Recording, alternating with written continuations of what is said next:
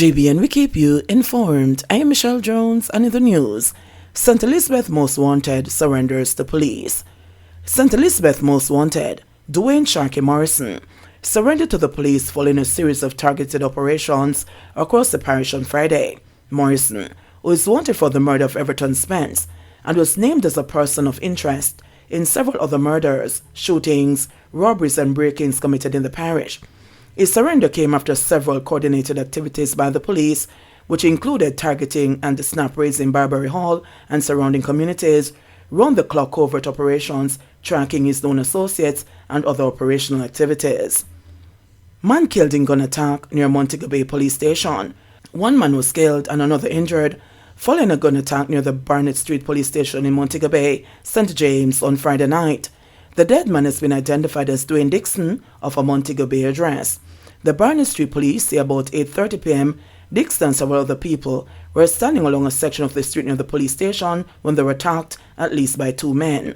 Dixon ran, but he was chased by the gunmen who shot him multiple times. He collapsed near a gas station. A male vendor who was sitting nearby was injured by a stray bullet. The Barnett Street Police rushed to the location. Both men were rushed to the Cornwall Regional Hospital, where Dixon was pronounced dead. Westmoreland carpenter falls to his death. A 43-year-old carpenter fell to his death while working on a house at the White House Beach Club in Calden District, Westmoreland, on Friday morning. The deceased has been identified as Gregory Jones of Petersfield District in White House in the parish. The police have ruled the incident as death by misadventure. Reports from the White House Police are that about 11:30 a.m., Jones was installing a steel cage on a house when he lost his balance, fell, and landed on a piece of steel. The police were summoned, and Jones was taken to hospital where he succumbed to his injuries. Investigations are ongoing. NCB initiates audit to determine extent of fraud committed at Ocho branch. National Commercial Bank NCB is continuing an audit to determine the extent of the fraud allegedly committed by a senior employee who was arrested on Friday. It is understood that the arrest was in relation to allegations of fraud at the Ocho branch. The 35-year-old wealth advisor at the bank is alleged to have defrauded $30,000 or nearly 5 million Jamaican dollars from the account of a customer, but the audit is to determine whether there were more instances of fraud. Preliminary information from the police is that sometime during the period July to October last year, the NCB employee forged the signature of a customer on a debit instrument and thereafter debited his account and redirected the proceeds to her account as well as to the accounts of other parties. Family says money found on slain businessman is incorrect. Robbery appears to be the motive in the murder of a businessman in St. Mary on Thursday after the police recovered more than $7 million from the scene. The family's victim, however, has raised concerns about a shortage in the actual sum that should have been in the elderly man's possession. That is 72-year-old Delville Banbury, a businessman of Onoto Bay in the parish. Banbury became the second murder victim in the parish since the start of the year. Reports are that he was shot and killed by unknown assailants while driving along Chovy Main Road at about 6 p.m. The motor vehicle was driving veered off the roadway and into a precipice. Superintendent Bobette Morgan Simpson, commander of the St. Mary Police Division, said that the attack appears to have been a robbery attempt. Thus, as a result of the fact that he was carrying a large amount of cash on him at the time, over $7 million was recovered from the scene by the police, and the family is indicating that he should have been in possession of over $8 million. However, that is what was recovered by the police, Morgan Simpson said. According to the senior cop, when the police arrived at the scene, the mangled vehicle was in a precipice. The funds were counted at the police station, and that is what was recovered, over $7 million. I don't know about short. I'm just saying this is what the police recovered, but the family said it should have been over 8, said SSP Morgan Simpson, adding that persons were on the ground when the police got there. The divisional commander said she could not speak to what happened before the police got to the scene. It is understood that motorists contacted the police and informed them that while driving along, they witnessed occupants of a Toyota Probox motor car firing shots at another vehicle. The Onoto Bay Fire Department was also summoned, and the body of a man with multiple gunshot wounds, which was later identified as Banbury, was removed from the vehicle. Morgan Simpson reiterated the call for persons traveling with large sums of money to take greater care of their personal safety and security. I'm going to use the opportunity to appeal to persons who are business persons who have to deal with a lot of cash. It is really not in their best interest to be traveling around with so much cash, she said. Use a more secure means. We have security companies that provide these services. And also if it's a case where they need the assistance of the police have a private service, or they can ask us for assistance. Whilst we are short on resources, there's the availability of off-duty personnel or a private service that can be utilized, said Morgan Simpson, describing the businessman's murder as unfortunate. The parish recorded a 67% increase in murders year on year. There were 45 murders in 2022 when compared to 27 in 2021. The division recorded declines year on year in other major crimes such as injured persons, rape, robberies, and break-ins. Man ordered to pay $90,000 after allegedly beating his girlfriend of 10 years. A man was ordered on Tuesday to bring $90,000 in restitution on his next court date after he was charged for beating his girlfriend of almost 10 years. The man, Davian Whiteley, was charged with the offenses of larceny from the person, assault occasioning actual bodily harm, and malicious destruction of property. He pleaded guilty to the assault charge, but not guilty to the other offenses. The allegations are that on December 20, about 1:15 p.m., the complainant was walking along Old Hope Road in St. Andrew when she saw Whiteley. They both got into an altercation, which reportedly resulted in the man using a stick to poke her in her face. This, the court was told, caused a wound in her mouth. The court was also told that he stole her phone and destroyed it. The woman told senior parish judge at the Kingston and St. Andrew Parish Court, Lauren Cole Montague, that she was in the process of moving out of the house they shared because of the horrible treatment she was receiving. She said Whiteley is always accusing her of cheating with one of her male friends.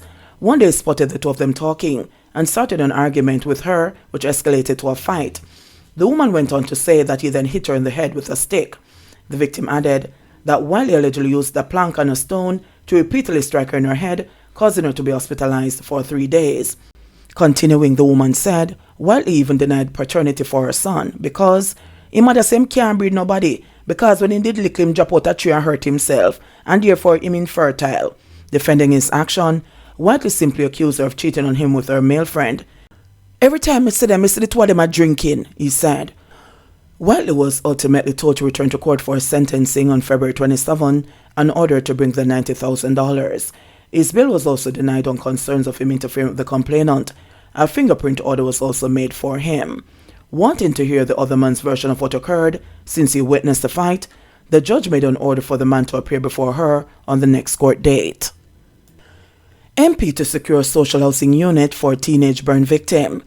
Member of Parliament for Western Westmoreland, Morland Wilson, says plans are on to provide a house for a 13-year-old burn victim Adrian Leng and her father Adrian under the government's new social housing program, NSHP, a component of the Housing, Opportunity, Production and Employment Hope program. Wilson says construction was delayed to obtain permission from the owner of the land on which the house is to be built. The house will be a concrete structure and cannot be moved once built, so we need to be sure about building on the existing site.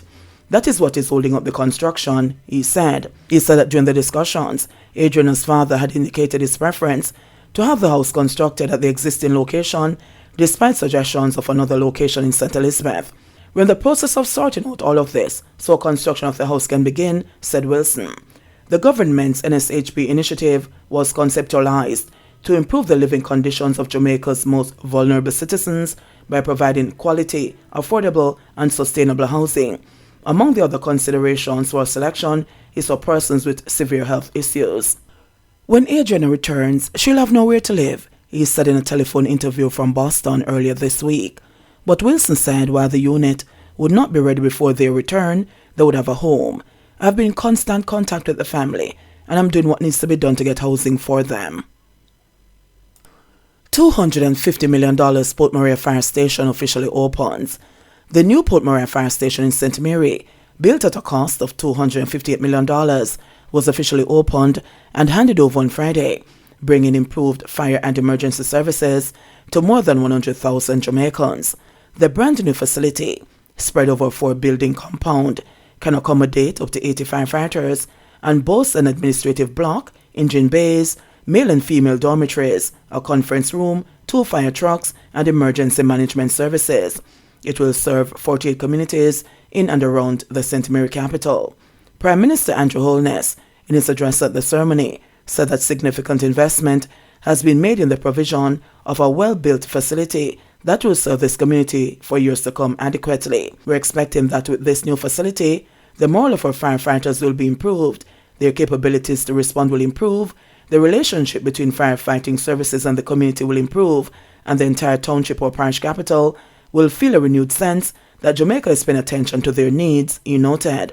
The Prime Minister recalled that the previous facility was a small antiquated building which was closed in 2006. After the closure, the fire brigade operated in rented premises at various locations in the Port Maria area.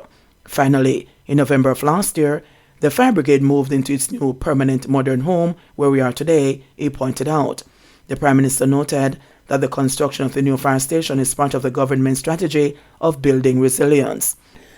The facility was built under the Disaster Vulnerability Reduction Project, DVRP, which aims to bolster Jamaica's resilience against disaster and climate risk and improve the country's capacity to plan for, reduce and manage the effects of climate change. For his part, Minister of Local Government and Rural Development Desmond McKenzie said that the construction and handover of the Port Maria Fire Station is a testament to the commitment and the importance demonstrated by the government in the building of important infrastructure across the country. This is not just a brand new fire station that will serve the people of Port Maria and the surrounding communities. It is the latest component of unprecedented infrastructure for social protection and national asset management that the government is building through the services provided by the Jamaica Fire Brigade, he continued.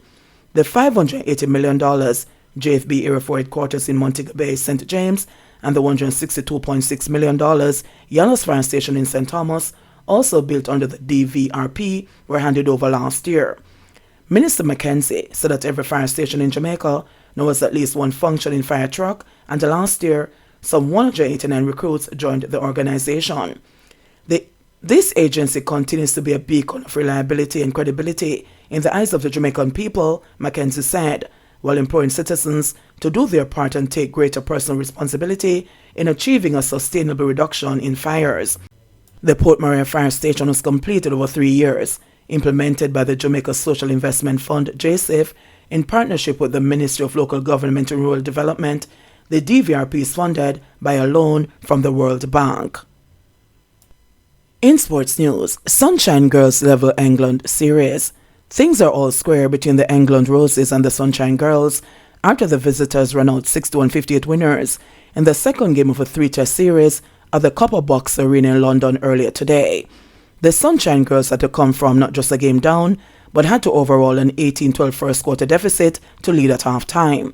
At halftime, the Sunshine Girls had completed the turnaround and led 31-27. The third quarter saw the Sunshine Girls increase the lead ever so slightly, going into the final stanza 48-41 leaders. But the Roses would not go away, and the final quarter saw rallies that brought them ever so close to making the series 2-0. The Sunshine Girls had lost the first game of the series 73-52 at Manchester's AO Arena on Tuesday. The teams will now go into the final game of the series at the Copper Box Arena tomorrow with all to play for. JBN, we keep you informed. Please remember to subscribe, like, share, leave us a comment and click the notification bell to receive our daily news items.